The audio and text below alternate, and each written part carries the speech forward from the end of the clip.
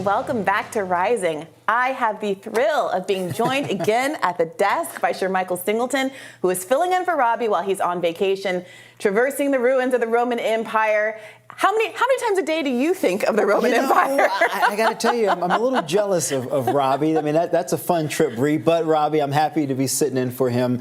Brie, it's good to be back with you. I mean, last week we had a ball. We did have a ball. And I think the next few days we're going to have a lot of fun. I'm looking forward to it. I'm looking forward to it. All right. Well, Shermichael, we have a good schedule up ahead of us. A new round of 2024 polling, again, spelling out trouble, warning signs for the Democrats.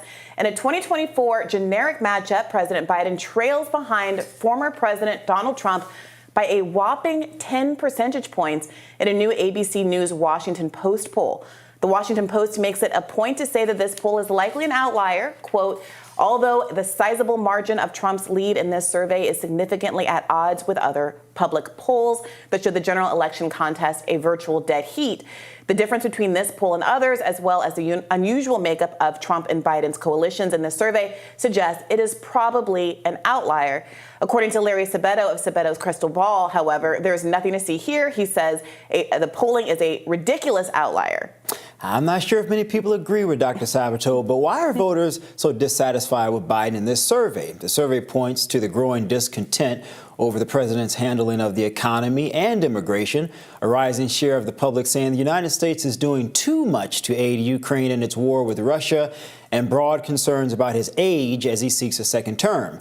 Meanwhile, over at NBC News, a separate poll spelled out more warning signs for the Biden camp. Let's check in. This, as our new poll shows, the president's approval among black voters is down 17 points since the first year of his presidency.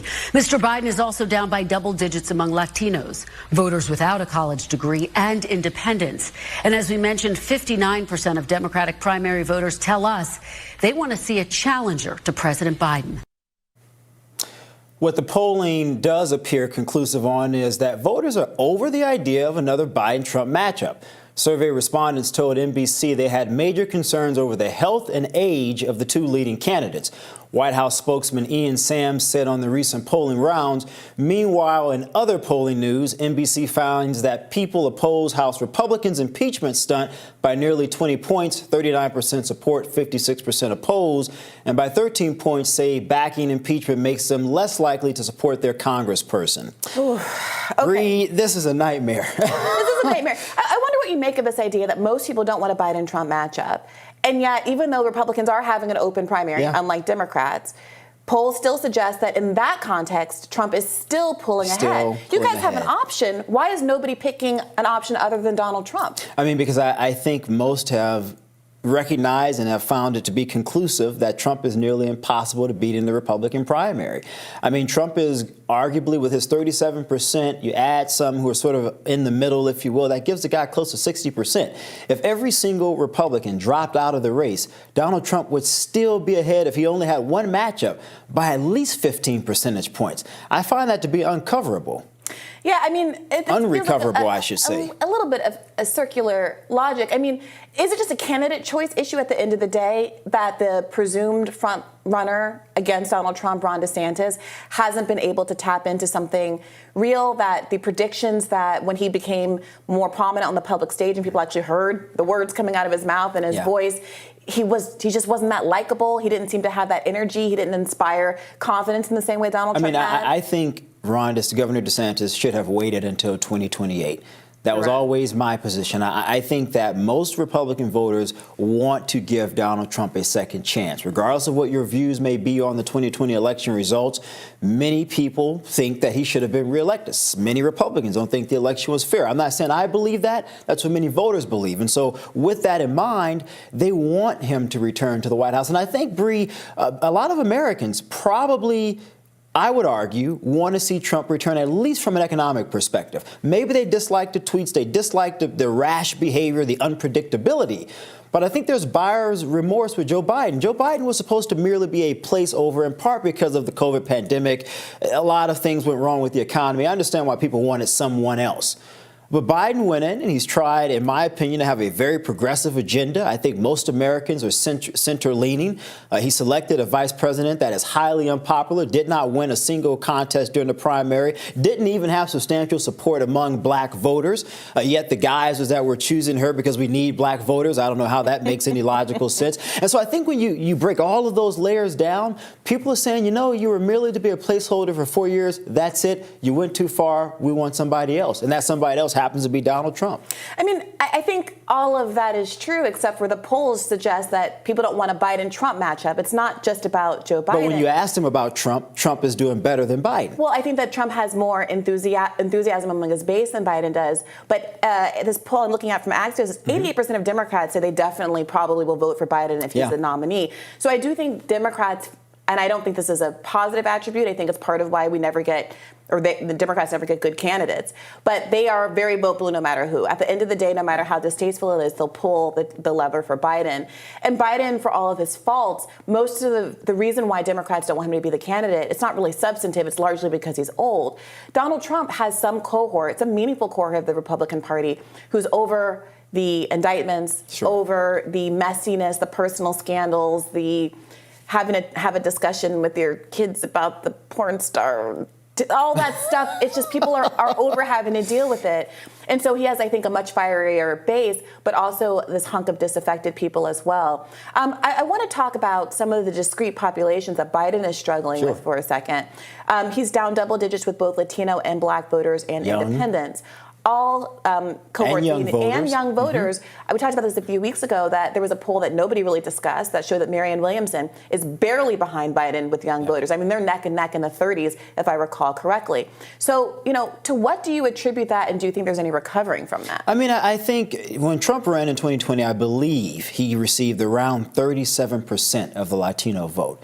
That can't be overlooked. His numbers with black voters, particularly black men, he did better than John McCain, better than Mitt Romney. So say whatever you want to say about Donald Trump, but clearly there is an appeal there. And I think for men, generally speaking, this idea of strength does resonate with a lot of men, regardless of race. And I think a lot of black men and a lot of Latino men do not feel that they're properly represented by the Democratic Party. I just think it's true. And when you go to many barbershops across the country, you hear everything about women, and I don't have anything against women. I think, you know, women are important just as men are, but not to the effect that men shouldn't have our priorities met. Oftentimes, Brie, we've seen this interesting conversation within the black community in particular about black women being more college educated than black men, and black men not doing enough to be responsible in the community. And I think there's a growing segment of black men saying, wait a minute here, that's not necessarily true. And then you have Republicans who are saying, well, we're pro-men,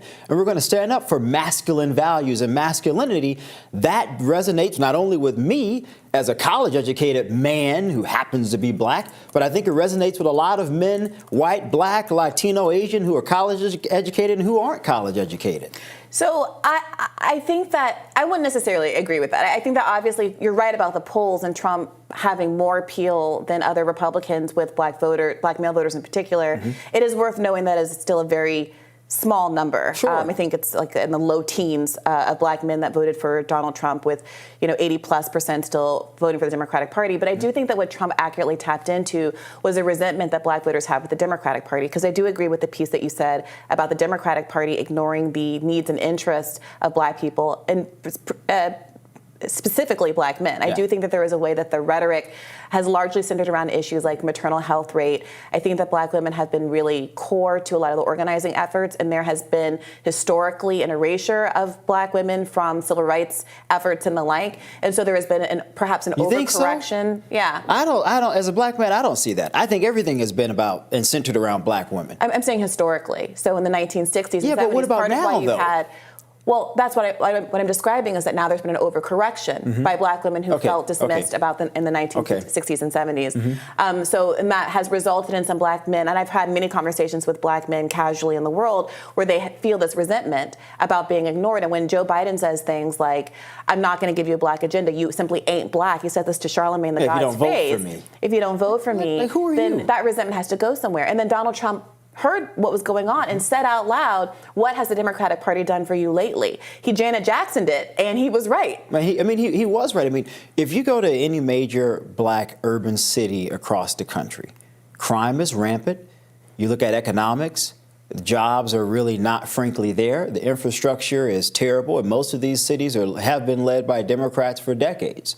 So it's like, why would I keep, as a black person, continue to vote for the same party over and over and over again, and the results have remained the same for 50 years? Now, I'm not saying Republicans are necessarily perfect. That's not what I'm saying at all. I think people should vote for Republicans that they do believe meet their expectations and their specific agenda for that individual community. But I think to continue to do the same thing over and over again is the definition of insanity. And so to the point that you raised, though, about Trump having support in the low teens with black men, which I believe is around 12%, Brie, that 12% may seem insignificant. But if Biden sees if the decrease that we're looking at maintains for Biden in some of those battleground states of black men just staying home, completely disengaging from the process, that is absolutely beneficial to Donald Trump, because I believe that 12% could potentially become 13. And even if it remains 12, I think they'll turn out. Yeah, we'll have to wait and see what the actual outcome is. Yeah. I think we ran out of time talking about this stuff, but we'll have a lot more on some other polls that have some interesting things pretended about third-party candidates after this. Stick around, more Rising coming up.